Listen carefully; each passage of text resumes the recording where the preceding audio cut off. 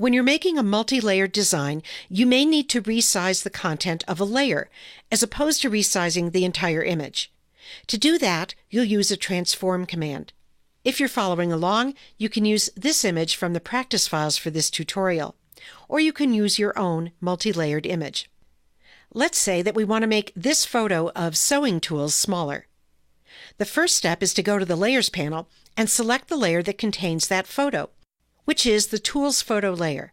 I'll click on that layer to select it. Then go up to the Edit menu and choose Free Transform. That puts this border around all the contents of the selected layer. So if there were more artwork on the same layer, all of it would be encompassed within that border and all would be resized together. Now usually you don't want to distort an image as you resize it. To avoid that, hold down the Shift key to constrain proportions as you click on any edge or any corner and drag in to make this photo smaller or out to make it larger. By the way, it's fine to make layer content smaller, but in most cases, it's best not to make pixel-based content, like a photograph, a lot bigger than the original, or it may look blurry. The last step is to accept the change that you made with the transform command.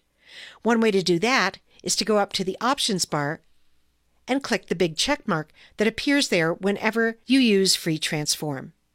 And that's all there is to it. Another thing you can do is to resize the content of more than one layer at a time. This can save you time and can help you to resize multiple images by the same amount. So let's say that we want to make both the sewing tools photo and the photo of the tailor smaller at the same time. They're located on two different layers, so we have to go over to the Layers panel and make sure both of those layers are selected. The Tools Photo layer is already selected. If yours isn't, just click on that layer. To add the Tailor Photo layer to the selection, hold down the Command key on the Mac or the Control key on Windows and click on the Tailor Photo layer. Then, as before, go up to the Edit menu and choose Free Transform.